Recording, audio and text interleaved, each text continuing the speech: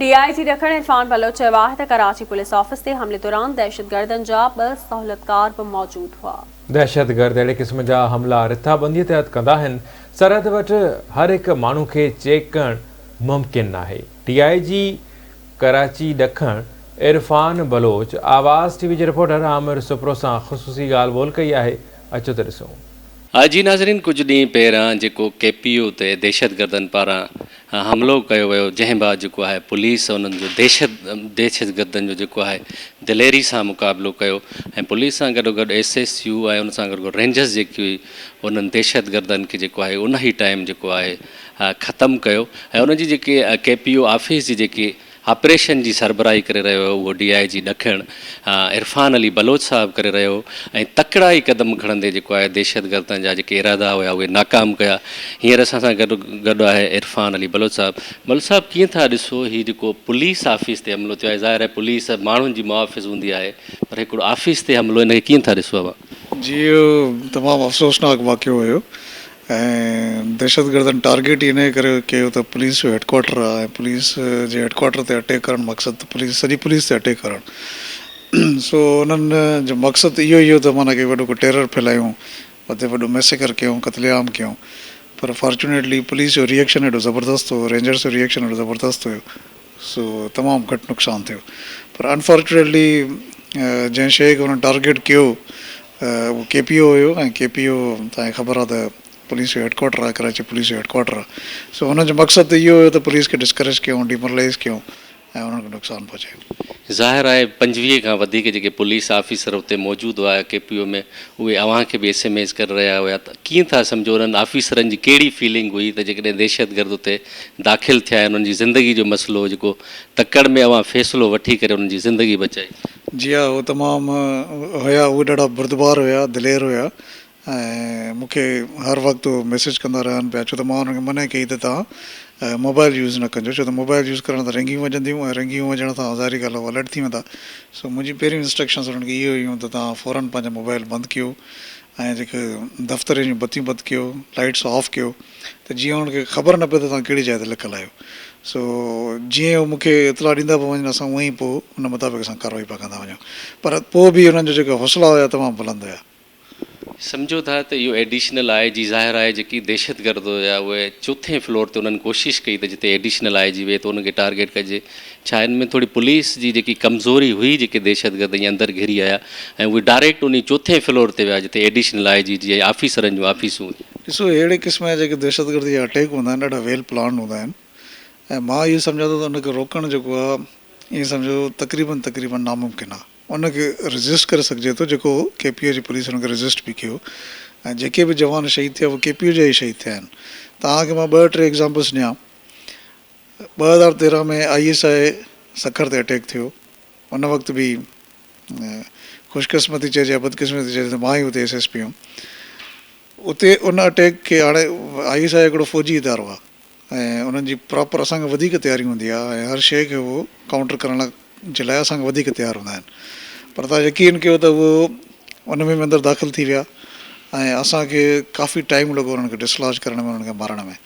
सो अहिड़े क़िस्म जे अटैक्स खे रोकणु मां इहो सम्झां थो त बीइंग अ पुलिस अफ़सर तक़रीबन नामुमकिन आहे। उहे छाजे करे, जॾहिं बि उहे ईंदा आहिनि त सुसाइडल हूंदा आहिनि, मरण जे लाइ तयारु हूंदा आहिनि, तमामु घणो वेपन खणी ईंदा आहिनि, ग्रेनेड्स खणी ईंदा आहिनि, इवन गाॾियूं भरे ईंदा आहिनि बारूदी मवाद जूं।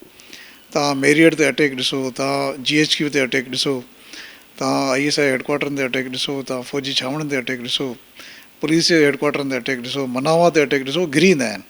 सो इहो चवणु त उते सिक्योरिटी जेको मुनासिबु बंदोबस्तु न हो, मुंहिंजे ख़्याल में ठीकु न आहे, पर अहिड़नि अटैक्स खे रोकणु जेको आहे तमामु मुश्किल आहे।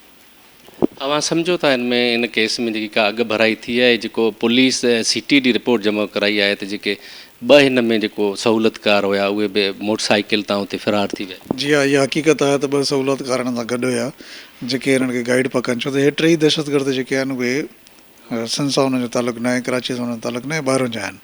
सो ज़रूरु हिननि खे इहे जायूं ॾेखारी वियूं हूंदियूं, हिननि खे गाइड कयो वेंदो।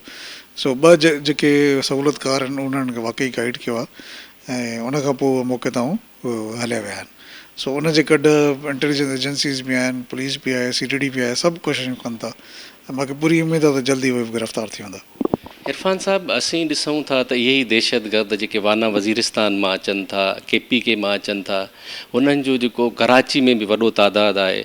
हा, पुलिस बि हिकु ॿ चकर लिखी चुकी आहे सिफ़ारिश त जेके टारगेटेड जॻहियूं आहिनि उन्हनि ख़िलाफ़ु ऑपरेशन थिए, पर ॾिसण में नथो अचे। ॾिसो हिते ॿ टे हाणे जेके बम ब्लास्ट खां पोइ काफ़ी मीटिंग्स थी वियूं आहिनि ऐं उन में कुझु एरिया आइडेंटिफाई बि थिया आहिनि।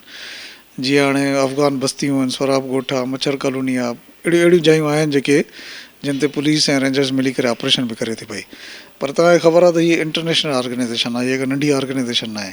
तहरीक तालिबान पाकिस्तान इंटरनेशनल ऑर्गेनाइज़ेशन आहे ऐं इंटरनेशनल लेवल ते हुननि जा माना की दहशतगर्द मौजूदु आहिनि ऐं उन सां फाइट करण लाइ बि तमामु घणी महिनत ऐं इंटेलिजेंस जी ज़रूरत आहे।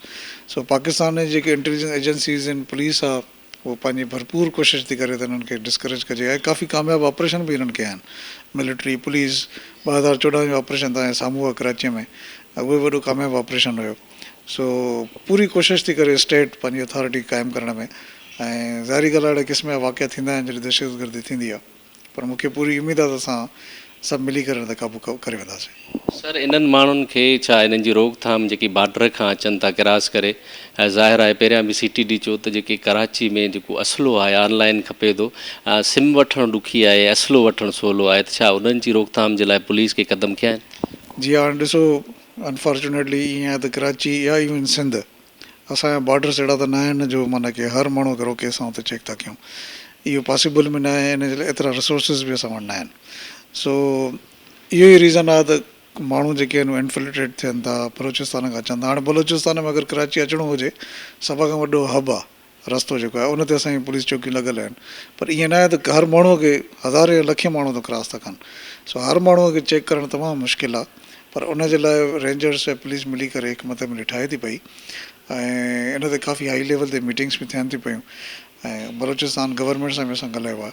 सो सभु स्टेप्स असां वठूं था जीअं इहे डिस्करेज थियनि।